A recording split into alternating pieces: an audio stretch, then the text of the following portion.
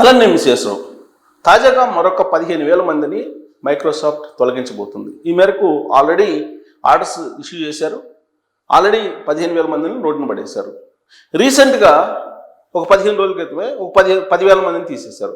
అంతకుముందు ఒక నెల క్రితం 6,000 మందిని తీసేశారు. అంటే 10 + 6 16 ప్లస్ ఇప్పుడు ఒక 15 మొత్తం ఎంతమంది? దాదాపు 31,000 మంది.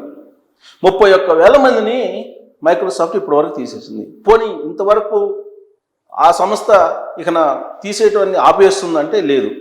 ఎలివేట్ అనేటువంటి పేరుతో మైక్రోసాఫ్ట్ ఎలివేట్ అనేటువంటి పేరుతోటి ఇప్పుడు ఎంప్లాయీస్ని తొలగించేటువంటి కార్యక్రమం చేస్తుంది. ఆల్రెడీ సత్యనారాయణలు కానీ అలాగే ఎలన్ మాస్క్ కానీ వీళ్ళందరూ ఏం చెప్పారంటే గూగుల్ CEO వీళ్ళందరూ కూడా రాబోయేటువంటి రోజుల్లో రాబోయే 10-15 నెలల వ్యవధిలో 40 నుంచి 60% ఎంప్లాయ్మెంట్ ఉండే అవకాశం లేదు.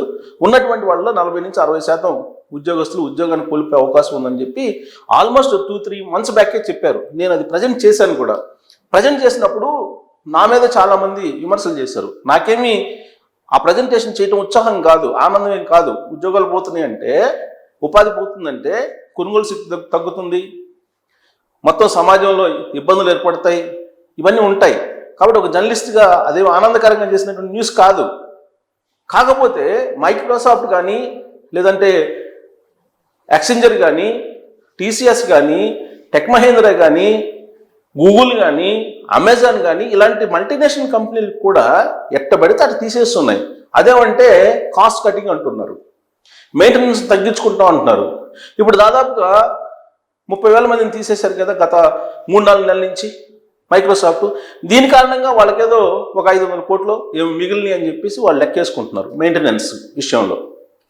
సో ఇలా కాస్ట్ కటింగ్ చేసుకుంటూ వస్తూ ఉంటే, మరి ఎంప్లాయ్మెంట్ తగ్గించుకుంటూ వస్తుంటే ప్రభుత్వాలు అసలు వాళ్ళకి ఎందుకు బెనిఫిట్స్ ఇవ్వాలి, రాయితీలు ఎందుకు ఇవ్వాలి? అది నా క్వశ్చన్. అందుకు చేస్తున్నాను ఈ ప్రోగ్రామ్స్, ఈ వీడియోస్. ఇప్పటి వరకు ప్రభుత్వాలు పట్టించుకోవట్లేదు. ఎంతసేపటికి సాఫ్ట్వేర్ కంపెనీలు వస్తున్నాయి, వాళ్ళకి ల్యాండ్ ఇస్తున్నారు, వాళ్ళకి వాటర్ ఇస్తున్నారు రాయితీతోటి, వాళ్ళకి అన్ని రకాల బెనిఫిట్స్ కల్పిస్తున్నారు. ఆ ల్యాండ్ పెడితే బ్యాంకుల్లో లోన్ ఇప్పిసేస్తుంది గవర్నమెంట్లు కూడా. ఇన్నే చేస్తూ ఉన్నాయి. చాలా తక్కువ రేటుకి, నామినల్ రేటుకి ఇచ్చేస్తున్నాయి. ఇప్పుడు హైదరాబాద్లో 100 కోట్ల రూపాయలు ఎకరం ఉంటే ఓ సాఫ్ట్వేర్ కంపెనీ వస్తే కనుక వీళ్ళంత తక్కువ ఇచ్చేస్తున్నారు. ఎకరం ఆల్మోస్ట్ 1 కోటి రూపాయలకి, 50 లక్షలకి, 10 లక్షలకి, 20 లక్షలకి ఇచ్చినట్టు సందర్భాలు కూడా ఉన్నాయి. ఇప్పుడు ఆంధ్రప్రదేశ్లో 99 పైసలకు కూడా ఇచ్చారు కదా, రూపాయికి కూడా ఇస్తున్నారు. ఎందుకు ఇవ్వాలి వాళ్ళకి? ఎంప్లాయ్మెంట్ మా ఇష్టం వచ్చినట్టు పెట్టుకుంటాం, మాకు అవసరం కొద్ది మేము ఉంచుకుంటాం, అవసరం లేనప్పుడు తీసేస్తాం అన్నప్పుడు వాళ్ళకి బెనిఫిట్స్ ఎందుకు ఇవ్వాలి? ఇది నా క్వశ్చన్. ఇప్పుడు వరుసగా తీసేస్తున్నారు. మరి ఇప్పటి వరకు వాళ్ళు ఈ కంపెనీలను నమ్ముకొని వాళ్ళు ఒక ఫ్యూచర్ ప్లాన్ చేసుకుని ఉంటారు ఎంప్లాయీస్.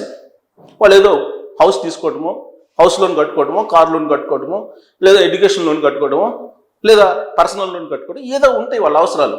మరి ఇప్పుడు అర్ధాంతరంగా వీళ్ళని తీసేస్తే వీళ్ళకి ఎంప్లాయ్మెంట్ ఎక్కడి నుంచి వస్తుంది? అన్ని కంపెనీలు తీసేస్తూ ఉంటే వీళ్ళందరూ రోడ్డును పట్టమే కదా. రోడ్డును పట్టినప్పుడు సమాజం ఏమైపోతుంది? మరి ప్రభుత్వాలు బాధ్యత తీసుకోవాలి కదా. ప్రభుత్వాలు ఆల్రెడీ కార్మిక చట్టం ఉంది కదా, ఈ కార్మిక చట్టం కింద మరి ఈ సర్వీస్ సెక్టార్ని ఎందుకు తీసుకోవట్లేదు? దీని మీద చర్చించాలి కదా ప్రభుత్వాలు, బాధ్యత ప్రభుత్వాలు. కేంద్రంలో ఉండేటువంటి నరేంద్ర మోడీ గారి ప్రభుత్వం కానీ, రాష్ట్రంలో ఉండేటువంటి చంద్రబాబు నాయుడు గారి ప్రభుత్వం కానీ, లేదంటే ఇక్కడ ఉండేటువంటి రేవంత్ రెడ్డి గారి ప్రభుత్వం కానీ అసలు ఏం జరుగుతుంది సాఫ్ట్వేర్లో, సాఫ్ట్వేర్ రంగంలో, సేవా రంగంలో ఏం జరుగుతుంది? మొత్తం బడ్జెట్లో సేవా రంగం సింహభాగాన్ని ఉంటుంది కదా. అదే దెబ్బతింటున్నప్పుడు మన ప్రభుత్వం యొక్క పరిస్థితి ఏందనేది కూడా ఆలోచించాలి కదా. ఆ దిశగా ఆలోచించి ఈ ఉద్యోగాలను తొలగించడాన్ని ఆపేయాలి కదా, బ్రేక్ చేయాలి కదా. మైక్రోసాఫ్ట్ లాంటి కంపెనీ తీసేసుకుంటూ వెళ్ళిపోతుంటే ఆ కంపెనీని ఆదర్శంగా తీసుకొని మిగతా వాళ్ళు కూడా పరుగు పెడతారు కదా తీసేయటంలో. ఆల్రెడీ పరుగు పెడుతున్నారు. ఒకళ్ళు మించిన విధంగా పోటీ పడి కాస్ట్ కటింగ్ అని చెప్పేసి తొలగిస్తున్నారు. ఇన్ఫోసిస్ తొలగిస్తుంది. ఇన్ఫోసిస్ అయితే అసలు వాళ్ళు ప్యాకేజీలో తగ్గించేశారు ఫ్రెషర్స్కి. మొన్న ఈ మధ్య నేను ఒక వీడియో కూడా చేశాను. క్యాబ్ డ్రైవర్లకి నెలకు వచ్చేసి 60,000 వస్తుంటే 15-20 లక్షలు పెట్టి 4 సంవత్సరాలు చదువుకొని ఇంజనీరింగ్ పూర్తయి బయటకు వచ్చిన తర్వాత నెలకు 15,000, 20,000, 25,000కి సాఫ్ట్వేర్ ఇంజనీర్లు ఉద్యోగం చేస్తున్నారు. చేయాల్సిన పరిస్థితి ఏర్పడింది.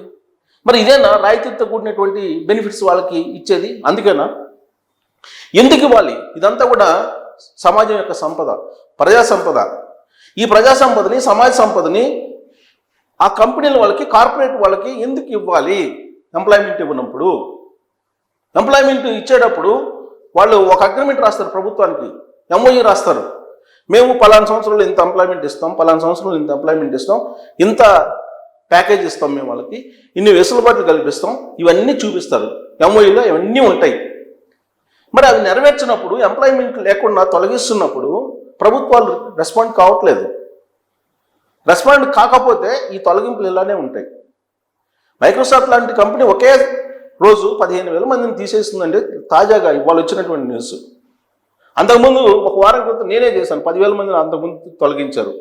దానికంటే ముందు 6,000 మందిని తొలగించారు.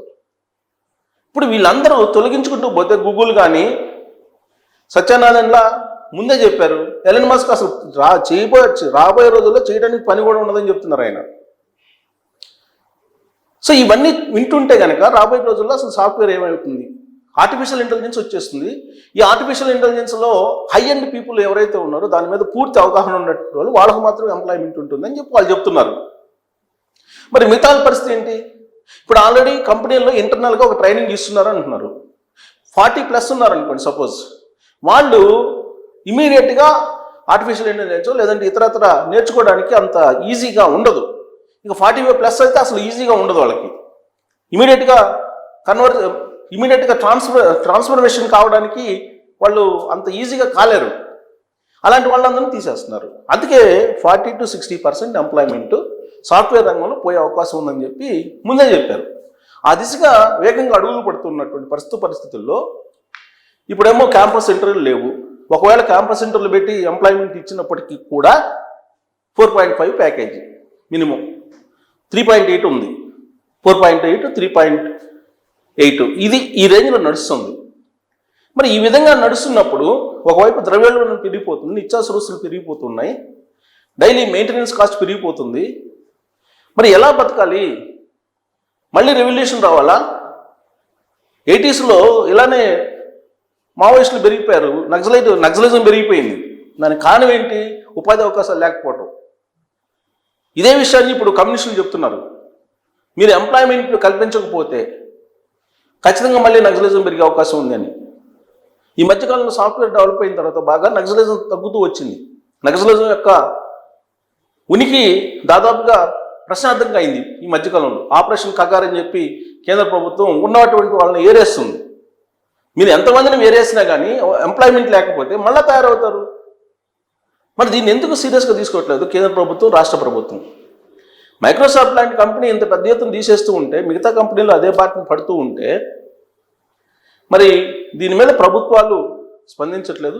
మరి ఈ తొలగింపులు ఎలివేట్ అనేటిని పేరు పెట్టుకున్నారు. సో మైక్రోసాఫ్ట్ ఎలివేట్ అనే పేరు పెట్టుకుని తీసేస్తున్నారు. అమెరికాలో డోజ్ అని పేరు పెట్టి తీసేశారు. ఇక్కడ కూడా ఎలివేట్ అనే పేరు పెట్టి తీసేస్తున్నారు మైక్రోసాఫ్ట్. ఇటు రకరకాలుగా కంపెనీలన్నీ కూడా ఇలాంటి పేరు పెట్టుకొని వాళ్ళు మినిమైజ్ చేసుకుంటున్నారు, మెయింటెనెన్స్ కాస్ట్ తగ్గించుకుంటున్నారు, ఎంప్లాయీస్ని ఇంటికి పంపిస్తున్నారు, రోడ్ల మీదకి పంపిస్తున్నారు.